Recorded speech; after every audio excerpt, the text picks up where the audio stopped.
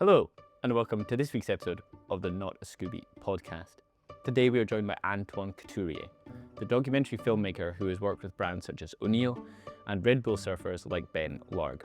So in today's episode we're going to talk about how to craft a cohesive story in documentaries, how Antoine gains the trust of the people in front of the camera, and finally how he navigates and avoids burning out throughout the process, which seems particularly likely when making a documentary because there are so many unpredictable elements. And how do you really know when a story is complete and you can draw a line under it and say, okay, this story is done? So without further ado, let's jump straight into the episode, and I hope you enjoy it.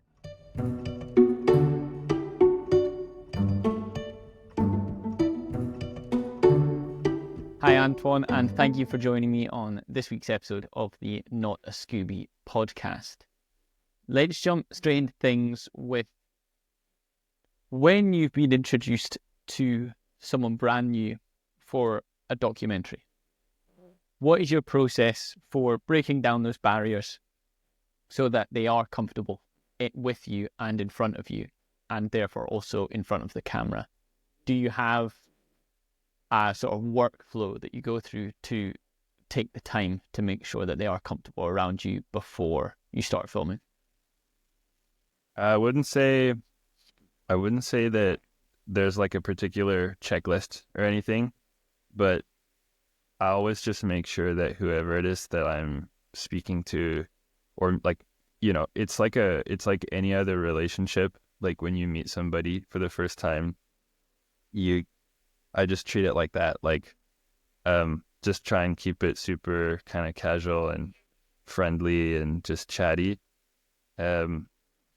Just to kind of get to know them a little bit. And because, you might have this idea that oh, this is going to be such a great person to make a story about or interview. But, like even from your side, like you should get to know them a little bit and make sure that they're a good fit for the doc. And that they kind of speak well and that they're, they confirm kind of like, okay, am I right in going to this person? I think that's pretty, or maybe that can be overlooked, I guess. And yeah, I think just keeping it super casual and talking to them about the project and your kind of mission and like why you're interested in kind of having them involved. And I think that as you kind of, again, like any other relationship, as you like share values, or show that there are shared values and build a relationship that doesn't have cameras or equipment or like that talks about how you're approaching the doc like in too much technical detail, it's just really relaxed, then they can relax too and trust can be formed. And actually also I try to make sure that I open up and show an element of vulnerability, so that it's not just me kind of asking them loads of questions and telling them like that they're going to be in this film and that they're going to have to talk about all kinds of stuff that's like personal to them. I kind of help build that trust and bridge this gap between two strangers by like at some point also opening up about myself and making myself vulnerable so that they feel like, okay, like, like this is just, I can trust this person. They're not just here to take, Mm-hmm. Something you said there about shared values. One massive part of a lot of your documentary work is surfing, and that's something that you're personally passionate about and experienced in. How helpful have you found that in then making surfing documentaries? Because personally, I made a short documentary with the Glasgow Rocks wheelchair basketball team. And initially when I showed up, naturally everyone's a bit like, who's that guy with the camera? And then I think secondly, there's that potential thought of, oh yeah, what a surprise. The guy just thinks there must be a documentary here because we're in wheelchairs. And there's like a disconnect there. And then immediate, like, who does this guy think he is? So my approach with that very quickly, because I played basketball throughout my teenage years, was for quite a while, I was just leaving the camera at home and I was just showing up to the practice sessions, they would be practicing on one side of the court and I would just shoot at the other hoop, so that then people realize, oh, he actually plays basketball. And then I start getting integrated within the team of the coach asked me, oh, do you mind doing some shooting drills with one of the newer players? Like, can you just walk him through how you actually shoot the basketball?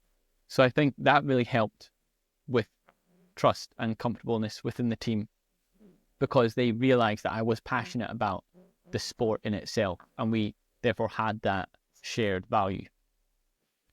Yeah, I mean, like whatever it needs to be to help build that trust, like definitely it helps if like the context within which you're filming, if that's basketball or if that's surfing, if you understand that world and you like it, you know, guess it comes down to just that same thing, like relationships. It's so much easier to connect with someone that you don't know if you have things in common, so that you're stepping into that person's world. And if it's a world that you're already familiar with, it's so much easier to connect. Like, I don't know, for basketball, I guess it's like if you have a favorite team in the NBA maybe, or like a favorite player, or you've spent a lot of time on a court, you'll know the jargon and you'll just have like a way about you that puts the other person at ease. And with surfing, that's really what it is for me. It's just a context, like the stories that I'm telling, you know, like my first kind of serious doc it's actually about like pollution and how it's affecting the people who use the water. So again, surfing is like the kind of the starting block, or like the initial context, but it evolves out of it. And then this documentary series that I'm shooting with a friend is like about a pro surfer, but the way we're telling the story is it's not about surfing, but it really helps that we know what's going on, like, you know, the conditions and like what's the subject thinking about, what's important to them within that world and within that space that you're inevitably going to be shooting in. What are they looking for? What are they thinking about? What's important to them? You know, like how does that impact their schedule, their habits, you know? And then that'll also, I mean, it's undoubtedly it's important for how you then shoot the film as well, because it's like a pretty crucial part of their story and their life. So yeah, I'd say it's been pretty huge. And if I had to go in tomorrow, you know, if I went to go and film something like that I didn't really know much about, like I don't know, like mountain biking, like I'm learning more about it because I'm spending more time in that space, like shooting stuff. Because Sam, who I'm co-directing this series and who I have a business with, he's really into that world.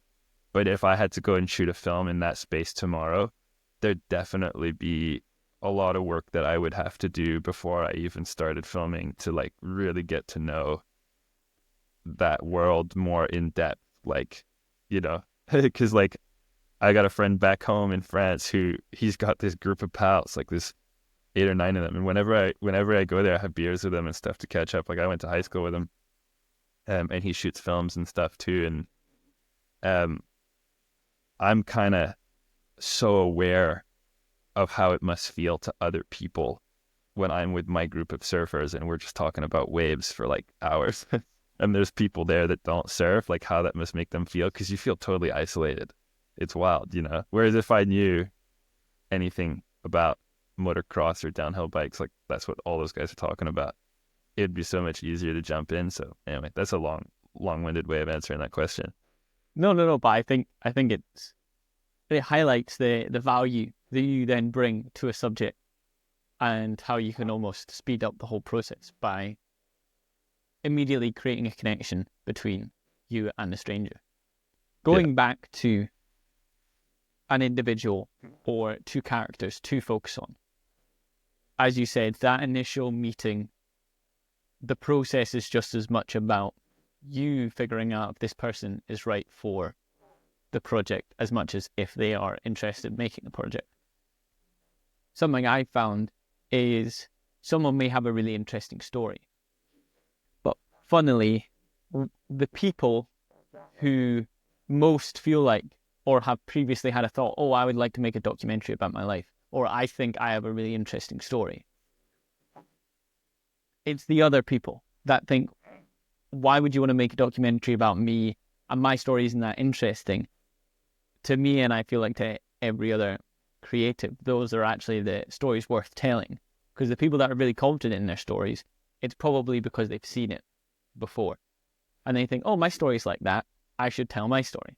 And it's like, no, but this guy who doesn't want to be on camera and would rather stay to themselves, they actually have something interesting to say. Yeah. Yeah, I'm sure that's the case. I guess maybe it comes down to that person having a lot of passion or being super driven in what it is that they're doing. And that focus means that if you're like, hey, like I want to tell your story, and you'd be on camera and you'd be talking about what you're doing, maybe they see it as like a distraction, or they're like, wait, what? Me? Like me and my super niche thing that I'm doing that like nobody around me really cares that much about. Like, why do you want to, yeah, for sure. I don't know what the reason is, but I suppose that's a good approach. Like, I definitely think that, at least from the filmmaker's perspective, looking for stories that are not, I don't know, like you said, like stuff that's already been done, or like the obvious story that's, that's been done 100 times, but kind of going, oh, what about that athlete or that member of the community who's kind of on the fringes and who like, like there's what's unique. I'm always looking for that angle. Like there's a guy that I'm starting to work with right now on a project where he's like a bit of a high end, your top kind of athlete, and there's the obvious like rock and roll, oh yeah, like this is my career and I'm trying to make it to the top and it's hard to make it to the top and these are all the challenges, okay, we heard that story like 100,000 times, but he's actually just become a dad, and in having a kid, all of a sudden this balance that he's had to make and keep for his, with work and training and his partner and social, like there's this mad balance that he was striking, which initially was what I was interested in. But then he told me that he'd had a kid, because I hadn't spoken to him in like a year or two. And he was talking to me about the conflicts that he was having with that, in terms of, okay, but I want to end my career on my terms. And now I've got this kid. So like, that's cool. And I'm really excited about that. But I think I have to like end my career, but it's got to be the way that I choose to. And there's this like fight for control, and there's like a process of acceptance that's happening, and this conflicting feeling and pressure being put on every race, because it's got to be a finale, it's got to be a strong end to the career. And all of these like little nitty-gritty details, I don't know if you'd naturally think to look in that place unless the character told you, and that's what happened. And I literally had a chat with them, and I came out of that going, oh man, like I need to pivot, like the approach I was going to take. It's not going to be like that, because he's just given me gold here. And is that such an important part of the documentary process? Being able to, if you see an avenue that's opened up and you think it's got so much potential, despite the sunken costs of months of potentially focusing on a different aspect, do you feel like it's so much about just going with your gut? Yeah, for sure. I think you have to pivot a lot. Like, because documentary, you never really know what's going to happen. And it's, in some ways, it can be really annoying, but it's also just the way that it goes, because life is unpredictable. And especially when you're filming it, you've got like limited budget and time, and you've got this story that you're building in your head, but you always just have to leave room for things that will just come up, and then just roll with it and see where it goes. And then a certain amount of patience has to come with that. I think you should definitely know where, like, when to draw the line and when to end the film. But yeah, if the story takes a turn, or if you realize that actually the story is something different than what you thought, then that's great. Like, can't think of films off the top of my head. Like, I can't think of the names, but I've watched films where in the Q&A, or in, like, it happens a lot. Basically, I've heard that happen a lot. It certainly happened to me. Well, so I've only made two films that are still in the process of being made, and each of them has had that, you know, a shift where you're like, oh, like, huge life event. That's the story. It's not what we were thinking it was going to be. And in both cases, it's just made the story better, because it's not you like imagining how life is going to be, or how the story is going to go. It's real life, and real life has it. I don't know. It's just raw, and it's got like these shifts that you can't make up. Like, I don't know how else to say it, and that enriches the story in its own way. Mm-hmm. Talking about how unpredictable making a documentary is, and how there's a lot of challenges in life, and therefore through the documentary process. Have you experienced someone initially signing on to a project, being keen for you to make a film about them, and then later on potentially getting cold feet or having second thoughts about, oh, I'm not so sure about you guys making a documentary about me, I feel quite vulnerable. How do you basically protect yourself? Because, if you're making a documentary and you've put so much time and money into it,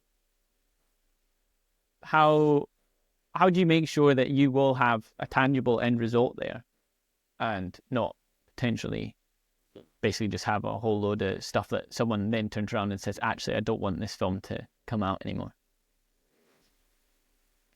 Man, I mean, I hope that never happens to that degree, but I mean, it's happened to me. It's happened once, once or twice, actually.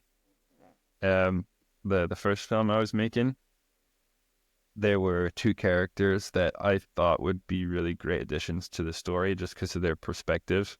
And this was definitely like a learning curve for me. One of them was keen, so we wrote her into the story and how it was all gonna flow. And then she ended up backing out, deciding like, nah, like I think that the subject matter is gonna negatively affect what I do. So she pulled out. So it was like, okay. And it felt like the carpet being pulled out from under you a little bit, because now there's this big hole in the script that you've prepared and the story that you've written. But I kind of just had to like keep going and figure out another way, and that's kind of part of it. It's like as I was saying before, like, life happens to your subject. Well, equally, documentary filmmaking, it like your life is injected into it, or like a part of you's in that film, and it's going to take from you. It's going to surprise you too.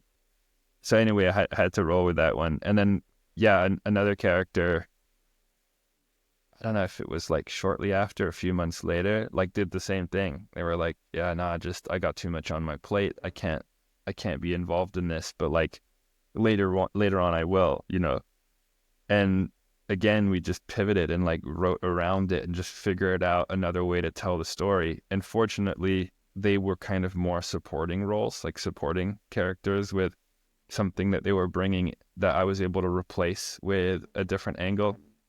And it just took time to figure out what that was going to be and how to write it.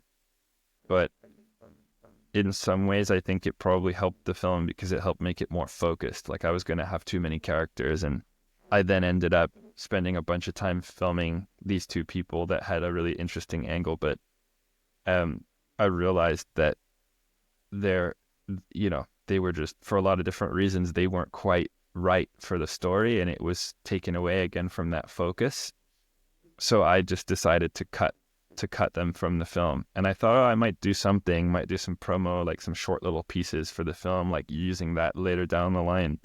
And it was brutal because, unlike with the other two who dropped out before we'd done too much, with these people, we'd filmed, I don't know, like we'd filmed with them three times at least, like full days. And we'd spent a lot of time prepping what we were going to ask them, how we were going to film, like what scenes we were going to film with them. And we did a lot of that work. And it ended up, kind of being a dead end. But that was a learning curve. And I really think it just comes down to like the first chats that you have with your character, like making sure that they're the right person for your doc. In hindsight, I think that there are like some signs, and as much as you're keen for that person to be a part of your film and you think that it's going to be a really great story to tell or whatever, whether they're a primary or secondary character, it's so important to really, really spend time with that person, chatting with them, getting to know them before you start filming with them, because you might see like some signs, you might see some flags that you should take note of. Because like filmmaking is a long, difficult process. And if you have even the tiniest sense that that person is not fully committed or that, they've got some, and you can, sometimes it's really subtle, but you've got to read into it and ask questions and really be sure, because it's a huge commitment. It's a lot of time. And if the carpet gets pulled out from under you, like if a primary character decides, I don't want this to come out, like you can have contracts in place that say like you're signing your life away or whatever, but I just think ethically, and then also just for the sake of that relationship that you've got with another human being, like I think you just have to accept it and pivot if that does happen to you, just find another way or let it go. But it would be brutal if an entire like your core character just decided to ditch the project. It would be brutal. I totally agree with you that even if you do have all these contracts in place, just the ethics of this is their story. If they don't want to share it, then that's their choice, because just roles reversed. If I told my life story and someone basically told me, no, it's in our hands now, like it's just, I just wouldn't feel right about doing that to someone and basically forcing that decision on them. Going back to the two people that you ended up cutting out of the film, it's a part of many people's process, particularly in an edit. I've done it on several different occasions, whether it's in more of a narrative setting, where I've realized that this scene just holds the story back, and we need to cut it so that the film can carry on. But often that scene is maybe the only scene in which a supporting character is involved, or similarly to yourself in a documentary setting. How would you approach then telling them that this is going to happen? And yeah, because it's difficult. As you said, as much as you've made a commitment of several days of filming them, also they've grown an expectation of being a part of this project and similarly dedicated a lot of time to it. Yeah. It's hard.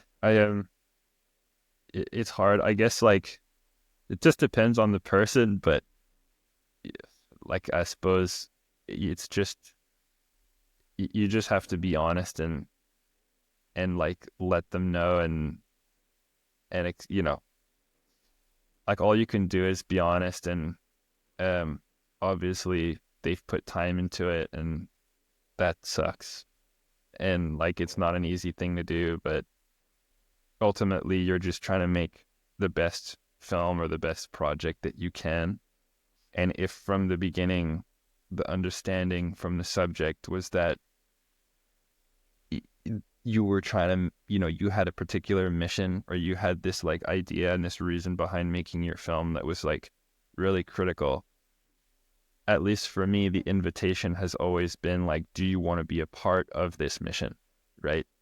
And if that's the case, then great, come and be on board. And yeah, with the characters that I've had to tell them like, hey, I don't know if either like, hey, you're not going to be in this, or I don't know how this is going to work yet, and I might do something completely different or not use it at all. They've been super understanding, because they've just been like, well, we were just happy to be a part of this, and like, it's super cool what you're doing. I mean, this is referring largely to the one that's more environmental. And then, yeah, I mean, I suppose, yeah, just honesty and straight up communication is key. And just, that's how, I mean, that should be the foundation of the relationship you have with your characters in the first place. And if that piece of the puzzle is in place, then it shouldn't be like a big problem, cutting it out. I mean, unless you got some kind of contract and there's money involved, and oh God, then then it's gonna be like more tricky, I reckon. But yeah. Moving on slightly, as you said, the whole process of making a documentary is so up in the air. There's so little confirmation throughout, particularly how long the project is actually going to take, how many days of shooting, the editing, etc. Because so much of it is just getting a feeling of, okay, maybe now is the time to sit this person down and have the big interview. And as you said, that just takes time. So from a mental standpoint, how do you stay motivated and centered and not basically just get totally exhausted because there is no finish line in sight? Because, as you said, there's so much patience involved. I need to get this final chapter, this final moment to end the film on, and it just hasn't happened yet. So how do you stick with the process? I think you need to know what your ending is before you start, or at least have a pretty good idea from the conversations that you've had with the main subject in that story from the beginning. Like, you have to know roughly where the end point is, and you have to know what the story is, like, which obviously life is unpredictable and you don't know where things are going to go. But I think having a basic understanding of like story structure, character arcs, like, your character's got a goal, or they've got something that they want, or a question that they want answered, or something, which can end up becoming the question that the audience wants an answer to. Or I mean that's what you're trying to, you want them to want to know the answer. I think, like, there's different stages. There's like the kind of the intro and the setup, like, okay, this is what the character wants and this is what they're looking for, and these are the obstacles and these are the challenges and all that. And how's the arc going? Once you've kind of once you've got all that, and once you've got maybe like a big thing that happens, I suppose you kind of just know. And then the story, you're kind of looking for a way to either, it depends how the film goes, but you either want the film to like wind down, and you want a place where, has the character learned something? Have they grown from that journey in some way? Have they learned something new? Like, have we witnessed that yet? Or is there an answer to the question? Has this, whatever it is that they're going, that the story is like progressing towards, have you reached it in some sort of satisfying way for the audience and for them, like as a character, does it feel complete?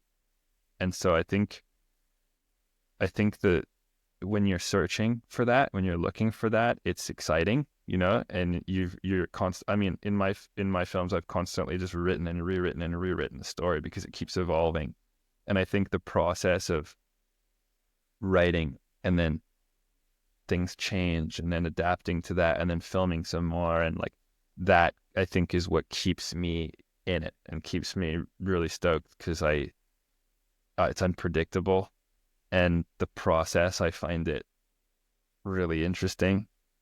I'd really love to get to a stage where I have enough time and, I don't know, whatever that means to, but enough time and or budget, I guess, where I could just shoot stuff and then bring it into the edit and build the story out and then go, okay, cool, this is where we're at now, and then go film some more. Because in the past, it's really been a lot of like, okay, just keep filming because the story's happening and you have to just keep filming. And like, there's only one of you or two of you and you're like, oh, we'll get to post-production eventually. Just keep going. That's like, all this stuff is really important. And yeah, I don't know. I feel like eventually you get to a stage where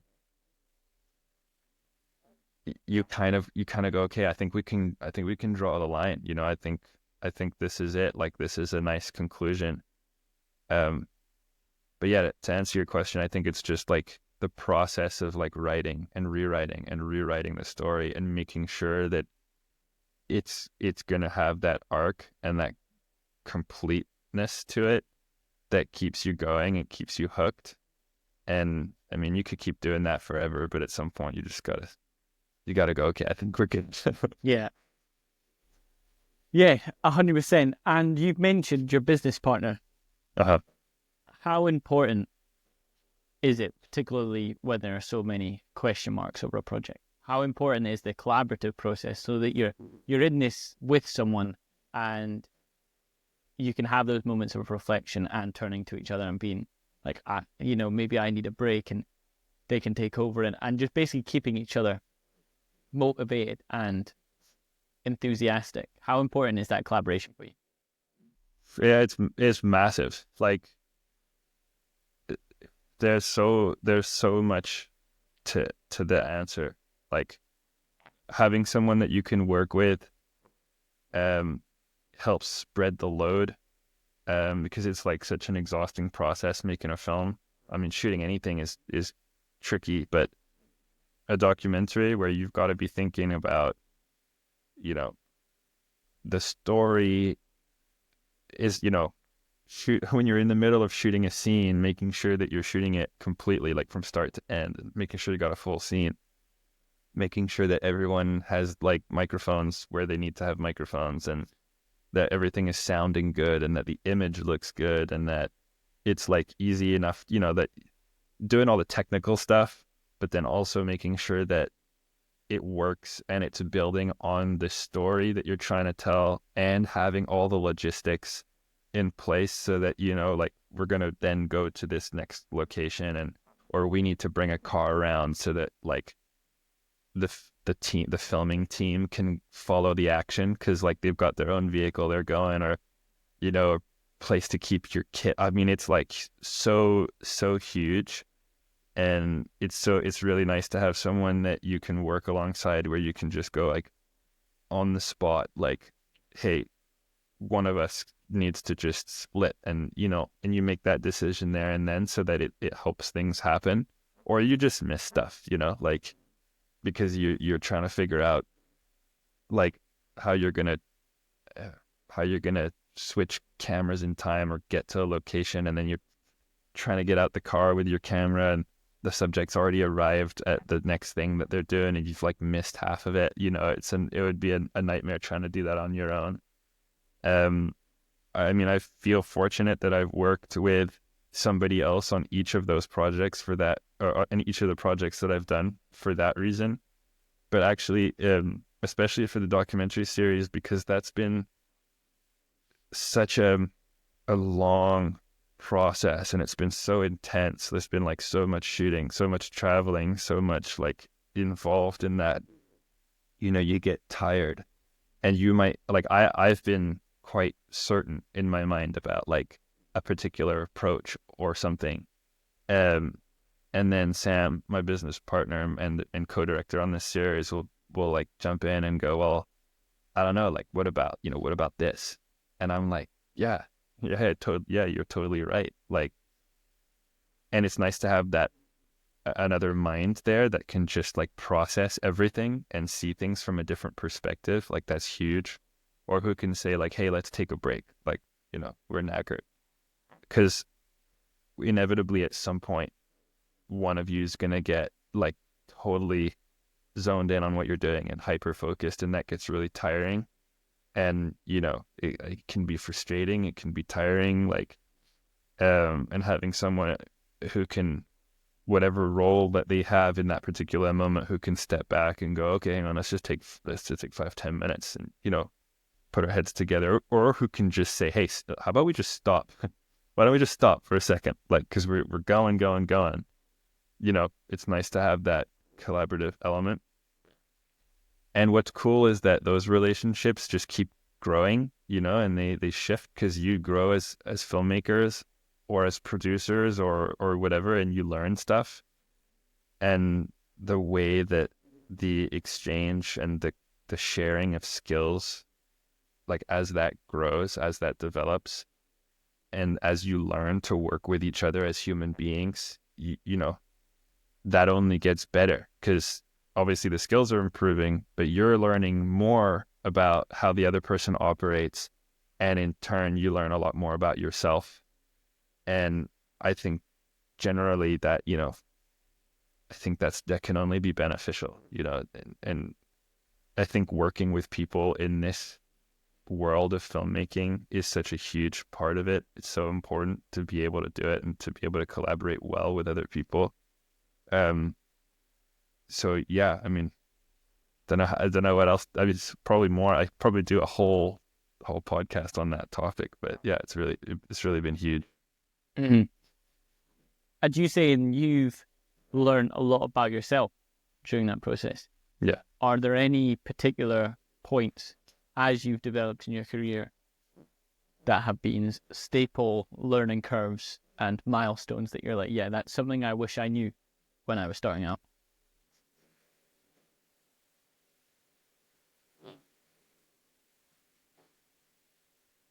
Yeah, I mean, loads. Loads of them. That's that's a big question.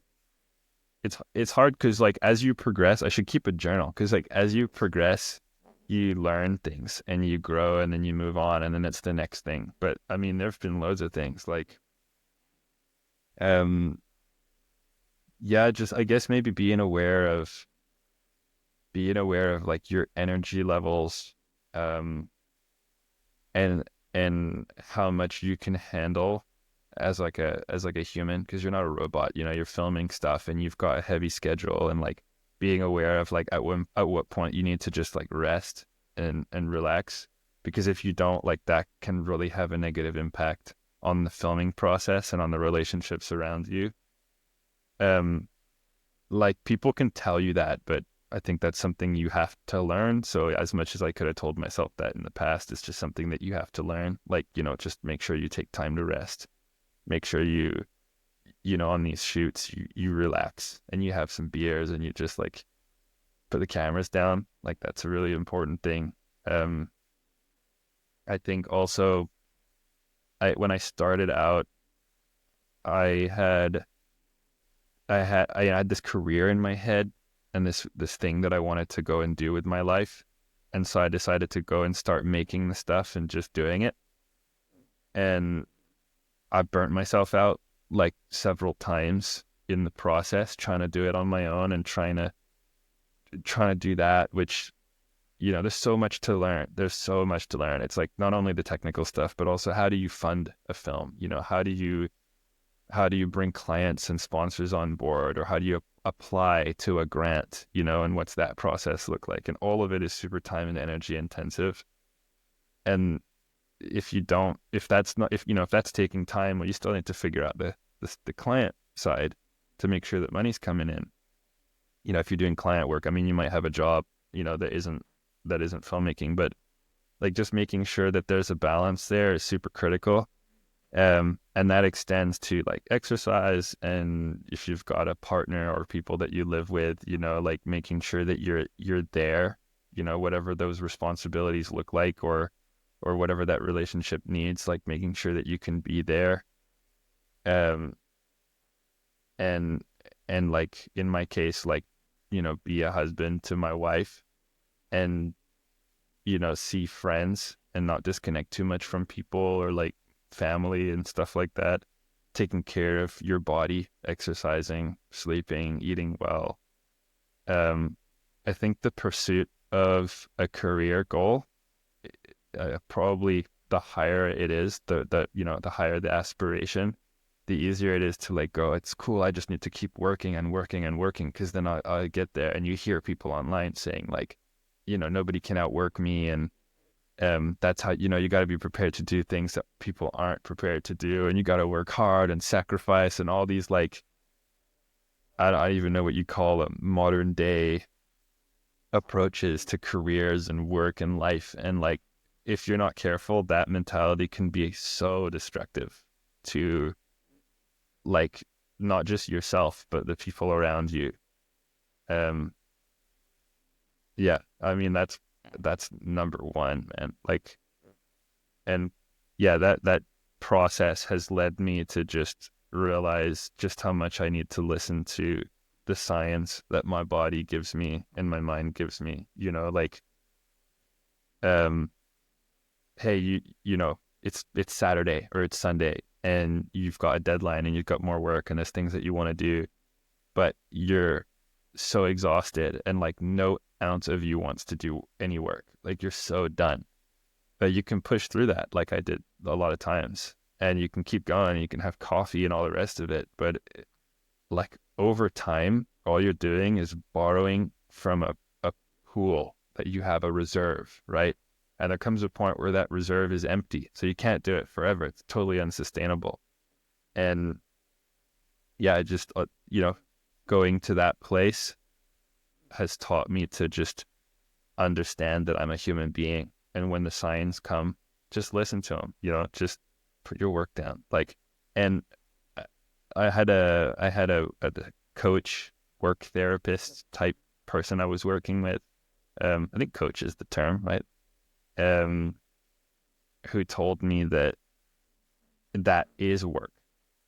Like, taking the time to rest and taking the time to make sure that you're charging yourself, just like you got to charge the batteries of your camera.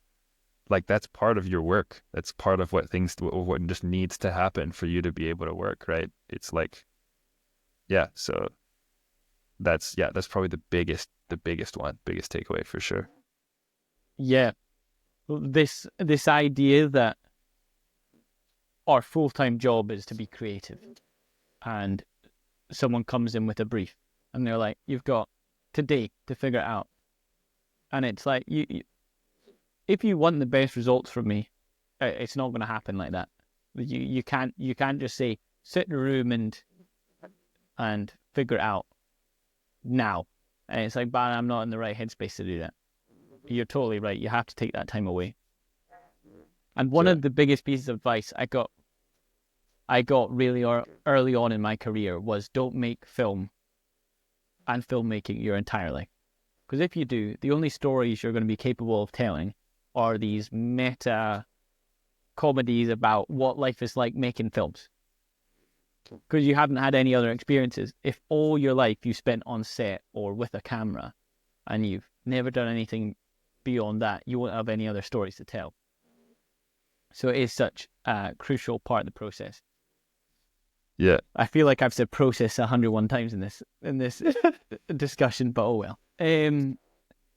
Going back into the science, if we can delve into more detail about, because me, touch wood, I say this now, I feel like I've maybe burnt out like once, and beyond that I've actually been able to avoid it because I've caught it early enough, or I've had someone sort of grab me by the scruff of my neck and be like, you need to chill out, like you're clearly not in the right headspace to do this, it can wait. But maybe for someone that doesn't have those people to tell them, what kind of are the signs that you pick up on and you're like, oh yeah, maybe I need a couple of days of rest and I need to just remove myself for the better of my future self? I guess like that, yeah, that feeling where like it happens every day, right? You get to 5, 6 o'clock or whenever you stop working. And for me, like I get to the end of the day and I just, like, I feel like I'm dragging my feet. I'm struggling to focus. Like, as much as I'm trying, it's like diminishing returns. past a certain point, like I'm way more efficient in the mornings and in the early afternoon, and then like the end of the day ends up just being a slog. And there comes a point where if you keep going onto your phone to just get hit a serotonin or whatever, because what you're doing, usually to me, it's like what I'm doing right now, it's hard, right? Or I'm not quite sure how to approach this because I'm too tired or whatever. So especially nowadays, our brains just go, okay, where's the quick hit that's going to like at least make me feel good right now instead of like feeling like I can't do it. That's probably a good sign. Or like, yeah, end of the week where it's time for a rest, or maybe you've been going pretty hard for like a few weeks and you want to keep going and you've got to keep going, but like you can just feel that your mind's just not quite in it and that you really just don't want to. And like if you wake up in the morning and you're like, God, just like I just don't want to do this today, that's a pretty good sign that maybe you should just not like just take some time off, like, because ultimately you're just going to bring that energy into your work, probably not going to be that efficient. You're going to spend a lot of time not getting through a whole lot, or it's not going to be your best work or whatever. So what's the point, especially if it's like, presumably if you're in the filmmaking space, you came here because you wanted to be there. So if that's becoming just a drag, then something's probably up. And that's the sign that I'm learning to listen to. And then beyond that, like on longer term, I think it's just important to place holidays, like place, a week, 10 days, 2 weeks at a time, once or twice a year, so that you can just like completely switch off, go live, so that you're not just always filming, just go do something else. But also because like the rhythm of life, you see like months go by and you've not had time off, you've not had any rest. And so I think you might feel tired or, but all of a sudden a job comes in or this cool moment in the film happens and so you run on adrenaline for a little while. Like it can start to become difficult to detect just how tired you are because you live with yourself every single day. And maybe like, 4 months ago when you were fresher, you had more energy, but you don't know anymore that you're not at that level. And you can't tell because it's day in, day out. So I think for me, at least, I've just made it a rule now, like no matter what's happening, I have to just take time off, and I just set the dates in my calendar. And when the time comes, like I just figure it out, but like it's happening, it's like, and again, it feels weird saying that that's work, but it's so crucial because then you come back and you've had some rest and you're feeling good. And I guess the hunger starts to come back. Like I always find after like a week, 10 days, that's usually the mark where I'm like, whoa, like I start feeling more creative. I start thinking about stuff that I want to go shoot, things that I want to go do. I get excited about work again. And if you've done it right, or at least when I've done that the right way, I come back and I'm like excited to get back to it, which is the joy of this industry and doing this kind of work, is that like passion drives it, and maybe a short answer is that if you're not feeling passion and if you're not feeling excited about the work that you're doing, some feeling of drive in your belly, then yeah, you probably need to do something about that. Mm-hmm. I think it's what you said about sometimes it's hard to catch, and you're potentially already quite exhausted, but then a new project comes up and it's like the biggest project. So you're like, oh, after this project, I'll take some time off. Because I was so guilty of doing that when I did film and TV work. I did it for like a year and a half, and it was just each project was bigger than the next one and crazier than the next one. And my new normal became that when the weekends came around, because during the week you're working like 12 to like 16-hour days in the arse end of nowhere, so then it takes 2 hours to get back to your flat, and then you need to be on set in 7 hours. So you're like, just crazy. So when, say, I would meet my parents for lunch or go out socially, say if we were in a restaurant, in a cafe, we would order the food and I'd say, wake me up when the food arrives. And I would just go out like a light, just sitting at the table. And then now looking back at that, similarly with a train, just be like, just wake me up when we get there. It doesn't matter if it was a 5-minute train journey. I'd be like, I'm closing my eyes and I'm going to sleep. But it's like now looking back at that, to think in a busy crowded restaurant where I should be socializing and enjoying myself with the people I care about, I was then incapable of doing that, and I would just go immediately to sleep. I'd just be like, just tell me when the food arrives and I'll wake up and eat it. And it's like that was no life, obviously. So yeah, I needed to have that realization that this wasn't sustainable. And I think it's so important that you are, even early on in your career, very conscious of that and making it a priority. That's the only reason you will have a long career, is because you put those systems in place to give yourself that time away.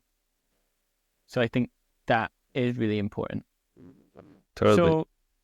So I suppose to end, it's funny because I feel like we've had this really important discussion about how important stepping away from the work is. But let's imagine we've had that time off, which I totally agree. After 10 days, I start getting like an itch of like, oh, I'm really enthusiastic again. So let's imagine we've had that time off, and then I think just pieces of advice, like you were saying off screen about doing 30 projects opposed to one project. Can you talk us through that process and the benefits of it? Yeah, well, that was always the goal at the beginning, as I could see the value in making like a lot of short little docs or short little kind of branded content, documentary, commercial pieces. I mean, whatever the genre, just being able to like shoot a lot of stuff. I thought, I'll make that, it'll be done, and I'll set it aside, and I'll like learn from that experience and then make the next thing. And that was really logical to me. It was like the advice that I'd been given. So I thought, yeah, I'll do that. And like every project that I had in mind ended up going from like a short project, like a short piece, to this like, okay, it's going to be 20 minutes long now, and it needs all these scenes, and it's like a big elaborate story. And I guess partly that's because I was so drawn to that and to the character development and to like the arc and the story building that's involved in that. And also because that's just what that particular story needed 3 times in a row.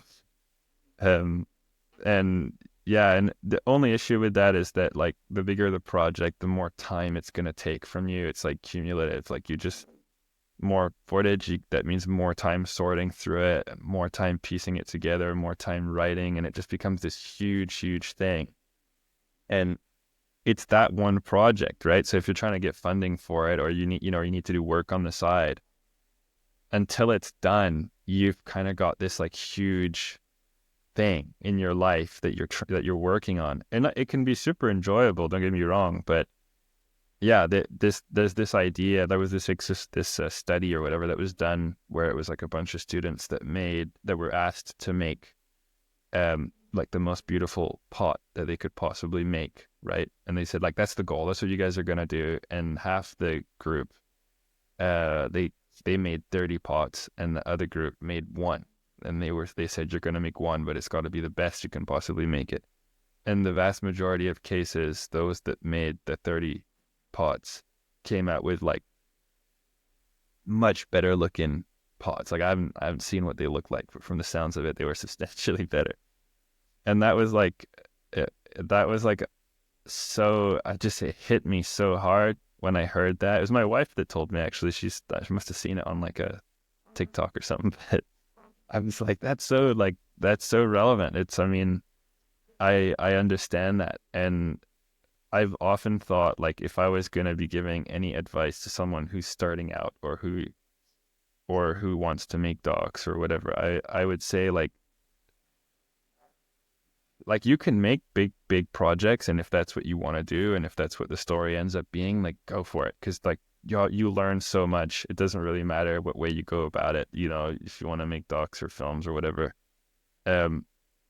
But just know that that process, it's going to take a lot longer than you probably think it will. And in the meantime, you know, your folio stays pretty empty, and your career isn't progressing, you know, in terms of like how you're growing and how people know you and the work that you've made. It's not growing maybe as quickly as you'd like. Not that speed is everything, but obviously it helps. And yeah, I think once these projects, I've got like 3 films and another like really short one. It's like the first thing I ever shot. Like they're all sitting on hard drives. They're not done. You know, I just want to get them all knocked out, like one after the other. And then I think after that, I'll be really picky about whether or not I do a bigger thing. And it you know, it really have to be the right project, because I think for a while I just want to focus on a bunch of those, you know, smaller projects where I can put a ton of energy and time into something really short, really focused, you know, learn new skills, collaborate with other people, you know, and make work that's super short but super elevated.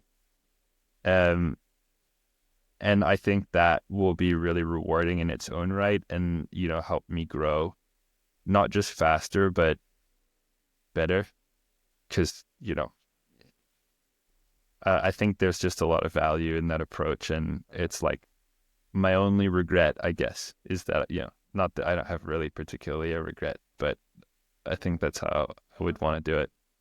Mm-hmm. Definitely. So when starting out, there is an argument to be made that quantity beats quality, because you're just going to learn so much more, so much faster by doing that and just pushing things out. As you've mentioned, funding, bringing clients on, bringing sponsorships, can you talk us through that process? Yeah, it's tough. I think like just depending on the project, there's different approaches, and there's so many different ways of getting funding. I mean, the main approaches that I've taken have been like like looking for grants that are relevant to what I'm working on and to the story or whatever. You know, if the kind of mission statement of the project aligns with a particular fund, that can be a good way to go for it. Also, if you're a new filmmaker, there's a ton of grants for new filmmakers that help give you not just cash, but support, like mentorship, workshops, all that sort of stuff, which can be great. And then, you know, like brands can, if you've got a good story and technically you can create something, you know, with a degree of polish, you can get sponsors involved as well. Like, cause you know, there's like a brand equity that you can add to brands through them being associated with that project. That's good. I mean, there's product placement opportunities for them. Like, if you distribute it through them, that's kind of traffic to their website. Like, there's so many different ways that you are offering value to brands as well. So that's a good approach. Obviously, if you take that approach, you have to be careful that you're not diluting the project with too much. Like, hey, we want our car in like 20% of the film. It has to be in the frame. Or like, I don't know, it's a silly example, but I guess you just got to be mindful of that. Yeah, I thought that was going to be my follow-up question, was downsides of bringing in the idea of getting cash, of getting support, of getting sponsors. Fantastic. But at what cost to the creative control of the project? Yeah. Well, yeah. So that's one. Just being careful that the product or the branding, you know, or like the needs of the sponsor are not like taking away from the story and from the authenticity of that story.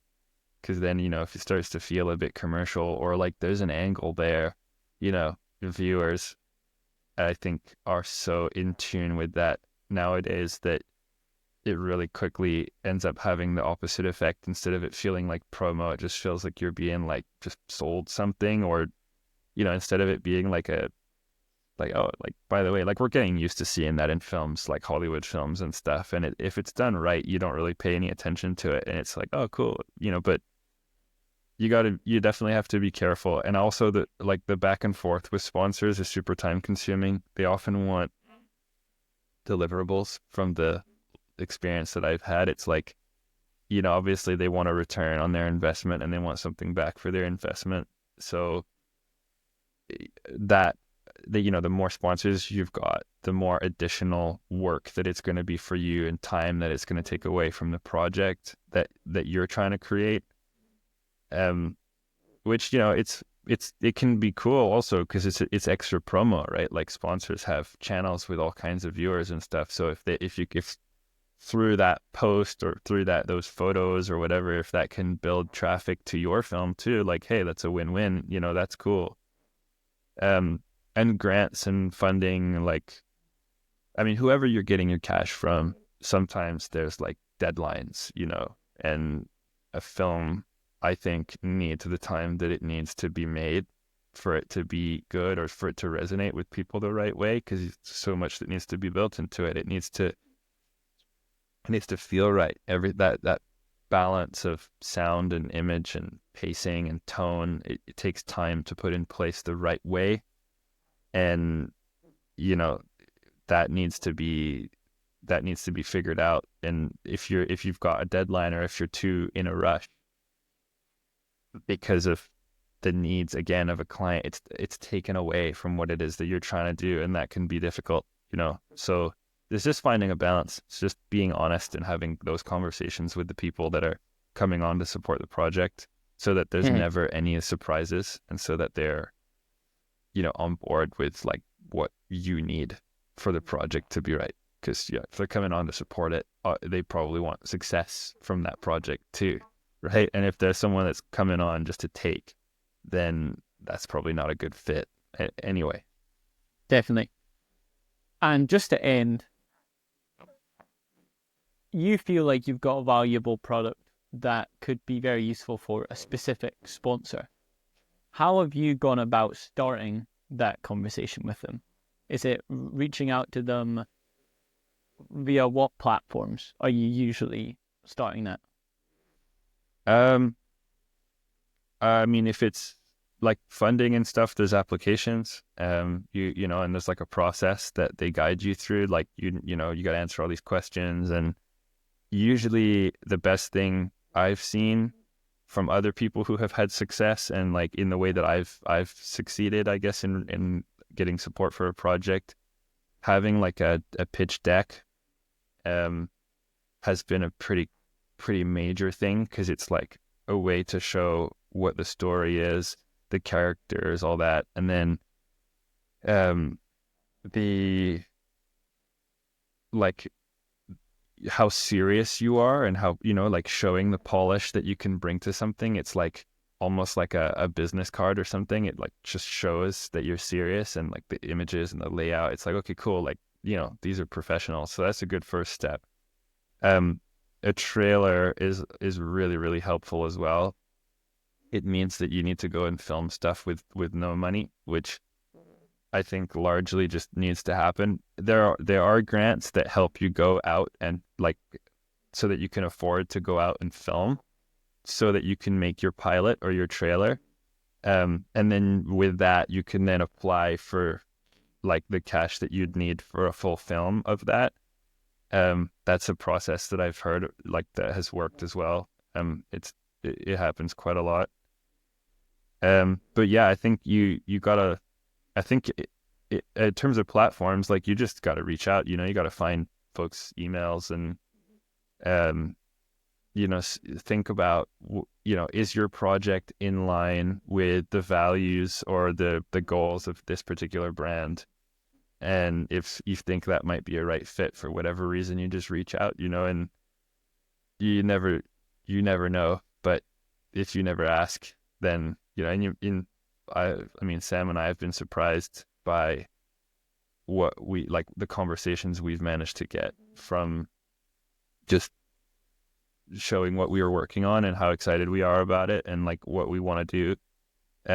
That I think can be pretty infectious. And if you've got ambition, like that's pretty cool for a business that has their own ambitions, like finding a way to tie those two together is kind of cool. So,